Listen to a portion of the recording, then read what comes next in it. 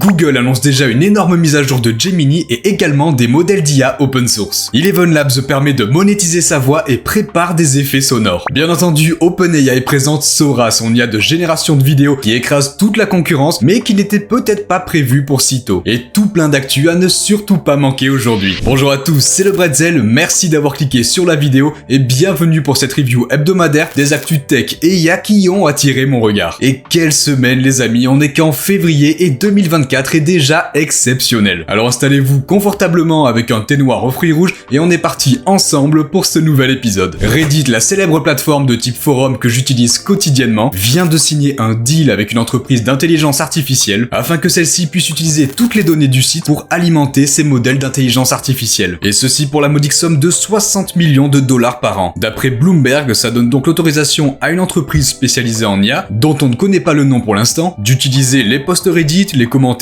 présents et futurs des plus de 800 millions d'utilisateurs mensuels pour alimenter ces modèles. Il pourrait s'agir là d'un type de contrat qu'on risque de voir de plus en plus entre les réseaux sociaux et les entreprises d'intelligence artificielle dans les mois et années à venir. Car maintenant qu'ils se sont rendus compte que les IA avaient été alimentées par les données de leur site sans forcément être prévenus, les plateformes comme Reddit ou X ont rendu l'accès aux API payants. D'ailleurs, la plateforme X de son côté mise plutôt sur la création de ses propres solutions d'intelligence artificielle, mais on va y venir après. En tout cas, Reddit veut aussi sa part du gâteau et peut proposer la ressource la plus importante qui est de la donnée créée par des humains. Et le timing de ce deal est particulièrement bon quand on sait que Reddit prépare son entrée en bourse, ce qui lui permet de montrer patte blanche aux investisseurs et de les rassurer quant à la pérennité de l'entreprise. Et il y a une autre entreprise qui est tout aussi pérenne grâce à la montée de l'intelligence artificielle, c'est Nvidia. La semaine dernière, on avait vu que l'entreprise faisait maintenant partie du top en côtoyant Amazon ou Alphabet. Eh bien, elle est passée devant ces deux dernières. Nvidia a été pendant quelques temps la troisième plus grosse entreprise des États-Unis, juste derrière Microsoft et Apple. On peut noter la belle performance de l'entreprise qui ne cesse de faire parler d'elle. Comme cette semaine encore avec la sortie de leur démo Chat with RTX, qui est un chatbot pouvant tourner en local sur votre ordinateur équipé de cartes Nvidia RTX 30 ou 40 avec au moins 8 Go de mémoire vidéo. Chat with RTX propose deux modèles open source, Llama 2 13B et Mistral 7B. D'ailleurs, on va très vite reparler de Mistral aujourd'hui avec un tout nouveau modèle lâché dans la nature. Il y aura bientôt les modèles open source de Google ajoutés sur lesquels on va revenir également. Alors ne vous attendez pas à un équivalent exact de ChatGPT venant répondre à toutes vos questions, car ici Chat with RTX va venir analyser des documents que vous lui fournissez pour lui permettre de répondre à des questions sur ces derniers uniquement. Ou alors répondre à des questions sur des vidéos YouTube grâce à leur transcription. Alors évidemment, si pour répondre à des questions sur des vidéos YouTube, Chat with RTX va avoir besoin d'un accès à Internet, pour ce qui est de vos fichiers locaux, vous pouvez complètement vous couper du monde et être en mode avion. Le chatbot garde toutes les données sur votre ordi, il ne dépend pas d'un service en ligne ou dans le cloud. D'après les divers tests d'utilisateurs, le chatbot parvient très bien à analyser des documents et répond rapidement aux questions posées dessus. Par contre, il ne parle qu'anglais. Et il a un peu plus de mal avec les vidéos YouTube, ce qui s'explique surtout par les transcriptions qui ne sont pas toujours au top. Alors Chat with RTX semble vraiment petit joueur par rapport à d'autres solutions bien plus complètes comme John AI ou Studio LM qui permettent notamment d'utiliser n'importe quel modèle open source. Mais comme le précise bien Nvidia à plusieurs reprises, il s'agit uniquement d'une démo. Cela montre aussi qu'ils sont bien présents sur la partie logicielle, même timidement, pas uniquement matériel. Et c'est franchement pas plus mal que Nvidia se diversifie en lançant ses propres solutions logicielles d'IA, car de l'autre côté, OpenAI commence à accélérer sur ses ambitions de devenir indépendant au niveau matériel. L'entreprise derrière ChatGPT est en discussion avec Graphcore, une entreprise anglaise de conception de puces IA, pour éventuellement racheter l'entreprise. Graphcore est en compétition directe avec Nvidia et a connu pas mal de pertes ces dernières années, la poussant à tenter de lever de nouveaux fonds ou carrément vendre la boîte. A noter qu'OpenAI ne sont pas les seuls sur le coup, mais ça prouve à nouveau leur ambition d'indépendance. Vous allez désormais pouvoir louer votre voix pour gagner quelques euros passivement. La toute dernière fonction d'Eleven Labs vous permet de partager votre voix pour en créer un clone grâce à leur intelligence artificielle. Et vous êtes rémunéré quand des utilisateurs viennent l'utiliser. Alors est-ce que la rémunération est vraiment intéressante? On va voir ça. Pour commencer, c'est un système différent du voice cloning qui était déjà disponible et permettait de créer un clone de votre voix facilement avec une seule minute d'audio, mais des résultats assez variables. Ici, Eleven Labs promet une qualité de voix professionnelle et nécessite cette fois 30 minutes de votre voix minimum et jusqu'à 3 heures pour une meilleure qualité. Et je dis bien votre voix car pour l'instant, Eleven Labs n'autorise qu'à cloner votre propre voix pour éviter certaines dérives. Et ils font passer un processus de vérification qu'il s'agit bien de vous avant de procéder à la création du clone vocal. Cette vérification consiste à lire en live, au moment où vous uploadez vos fichiers, différents textes affichés à l'écran dans le format des CAPTCHA. Bon, il faudra bien entendu être dans la même configuration d'enregistrement que vos extraits de voix pour que la vérification vérification matche bien avec votre voix. Une fois la vérification passée, vous envoyez la demande et vous allez devoir être patient. Parce que l'attente pour la création de la voix pour avoir une vraie qualité est d'environ 4 semaines. Une fois votre clone de voix reçu dans votre bibliothèque, vous pouvez la partager en activant la rémunération pour son utilisation. Vous choisissez si vous voulez garder le tarif Eleven Labs par défaut ou alors, et c'est là que ça devient vraiment intéressant, vous pouvez indiquer vous-même le tarif à appliquer à l'utilisation de votre voix. Par exemple, le tarif de base vous rémunère environ 2 centimes par tranche de 1000 caractères générés et c'est donc à vous de déterminer le prix qui vous convient. Voilà pourquoi ça peut devenir très intéressant à condition que ça reste attractif pour les utilisateurs bien évidemment. Et pas d'inquiétude sur le contenu généré avec votre voix, vous pouvez cocher une option afin que le contenu soit modéré pour que votre voix ne génère pas de contenu haineux, violent, enfin les abus habituels. Et ce n'est pas tout, Eleven Labs annonce également une nouvelle fonctionnalité qui arrive très prochainement. D'ailleurs pour cette annonce, ils utilisent des vidéos que vous avez très certainement vues cette semaine. Ils ont repris les vidéos générées par Sora d'OpenAI, rassurez-vous on va en parler aujourd'hui, et ils ont simplement ajouté du sound design, des bruitages correspondants aux vidéos, ce qui vient les rendre encore plus réels, authentiques. Je vous laisse écouter quelques secondes.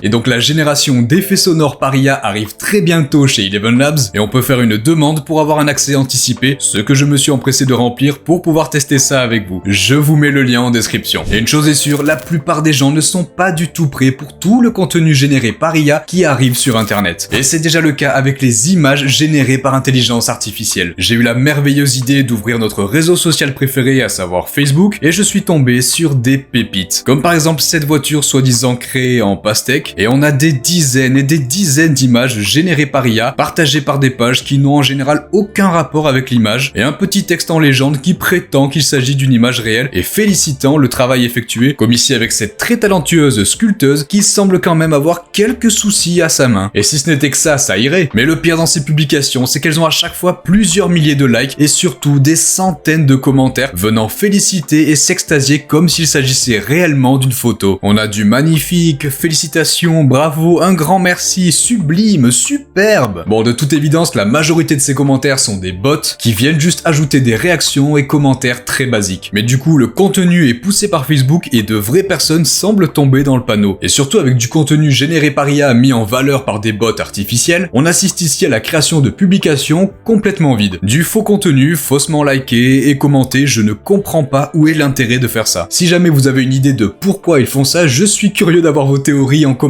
En tout cas, ça ne dérange personne que ce type ait son bras gauche coupé par le poteau. Et ça ne risque clairement pas de s'arranger avec les nouvelles vidéos générées par IA. Car oui, on va s'attaquer au plat de résistance en parlant des actus du côté d'OpenAI, enfin. Car il semblerait y avoir quelques petites nouveautés, notamment du côté de la vidéo. Bon, pour commencer, OpenAI a annoncé en collaboration avec Microsoft avoir stoppé l'utilisation malveillante de leur IA par des acteurs mal intentionnés affiliés à des États. Ils ont effectivement fermé des comptes de 5 acteurs malveillants liés à la Chine, l'Iran, la Corée du Nord et la Russie, utilisant les services d'OpenAI pour de la recherche d'informations, traduction et rédaction de scripts poussés pour des campagnes de phishing notamment. On imagine bien qu'OpenAI et Microsoft ont pris les mesures nécessaires pour qu'un simple VPN ne leur permette pas de recommencer ces opérations, mais il existera malheureusement toujours d'autres moyens d'arriver à leur fin malveillante. Alors il faut qu'on soit de plus en plus vigilant, qu'on double-check constamment nos mails et les différents liens qui nous sont envoyés, même si tout est bien écrit et semble plutôt safe. ChatGPT devient un véritable assistant et se souvient de ce que vous lui dites. OpenAI déploie ChatGPT Memory, permettant au chatbot de se souvenir des discussions que vous avez avec pour mieux cibler les prochaines. Plus vous utilisez et parlez avec ChatGPT, mieux il vous connaîtra et pourra être utile et pertinent dans ses réponses. ChatGPT va se souvenir de détails spécifiques en captant lui-même certains détails de vos conversations avec lui, et il est également possible de lui dire nous-mêmes de se souvenir de certaines informations spécifiques. Vous n'avez plus besoin de réécrire tout le contexte de vos discussions à chaque fois. Un vrai gain de temps et d'efficacité. OpenAI précise que l'utilisateur a un contrôle total de la mémoire de son ChatGPT, on peut lui activer ou désactiver l'option, et surtout contrôler ce qu'il a retenu pour supprimer certaines informations ou carrément tout réinitialiser au besoin. Et vous pouvez également créer des discussions temporaires pour des conversations qui n'utilisent pas la mémoire de votre ChatGPT. Le déploiement de ChatGPT Memory se fait graduellement et commence avec certains utilisateurs gratuits et plus. Avant un déploiement à tout le monde, je vous tiendrai au courant. Et il y a un autre déploiement qu'on attend déjà avec impatience. Bon, si vous vous intéressez un minimum au monde de l'intelligence artificielle grand public, vous n'êtes certainement vraiment pas passer à côté de l'annonce assez inattendue d'OpenAI, leur tout nouveau modèle Sora de texte to vidéo. Et on peut dire que l'effet waouh est réussi une nouvelle fois. Bon, il y a déjà pas mal de vidéos et d'articles qui sont sortis dessus, j'ai vraiment mal choisi mon moment pour tomber malade. On va rapidement revenir dessus et voir pourquoi il semblerait que l'annonce ait été un petit peu précipitée. Sora est donc un modèle de texte to vidéo permettant de générer des vidéos à partir de prompts textuels, d'images ou même modifier des vidéos existantes et également mixer deux vidéos différentes ensemble. Les possibilités sont déjà folles. Et bien sûr, ce qui démarque immédiatement Sora des nombreuses solutions déjà existantes est bien entendu la qualité des vidéos générées ainsi que leur cohérence. Car les vidéos peuvent durer jusqu'à 1 minute entière, mais ne semblent pas partir dans tous les sens au bout de quelques secondes, comme c'est très souvent le cas avec d'autres IA de texte ou vidéo. Sora gère extrêmement bien différents styles de vidéos, de l'ultra réaliste, du documentaire ancien, du cinématique, du plus animé ou 3D. Bref, le modèle est très maniable et vraiment la qualité dépasse tout ce qui a pu se faire jusqu'à maintenant. Sora peut également générer différentes prises de vue d'une même scène, car l'objectif est de simuler des mondes cohérents, pas simplement des images mis bout à bout. Un petit peu comme un moteur de jeu vidéo. D'ailleurs, le modèle semble avoir été entraîné en grande partie sur du contenu créé avec l'Unreal Engine 5. OpenAI précise tout de même quelques limites, notamment sur la simulation de la physique et quelques incohérences, mais ça donne des vidéos assez fun, puis la qualité reste tout de même folle. On a des vidéos buggées en HD, c'est un régal. Puis ce n'est qu'une démo à l'instant T. OpenAI travaille déjà certainement à l'amélioration constante de leur modèle. Si vous voulez plus de détails concernant Sora, je vous recommande vivement la vidéo de Defend Intelligence à son sujet, dont je vous mets le lien en description. Pour le moment, Sora n'est pas accessible au grand public. Seule une équipe spécialisée dans la désinformation, le contenu haineux et divers biais y a accès afin de tester ses limites et surtout faire en sorte de le brider afin qu'il ne puisse pas générer de vidéos compromettantes ou de personnalités une fois disponible au grand public. Ce qui risque d'ailleurs d'altérer sa qualité comme ça a été le cas avec DALL-E 3, qui même s'il génère toujours de belles images a énormément perdu en qualité, notamment sur l'aspect réaliste, une censure voulue par OpenAI. À voir comment Sora sortira et surtout à quel prix. Car si déjà ChatGPT demandait pas mal de ressources pour générer des réponses textuelles, là on passe à une toute autre catégorie. Ne vous attendez clairement pas à avoir Sora en illimité avec l'abonnement ChatGPT+,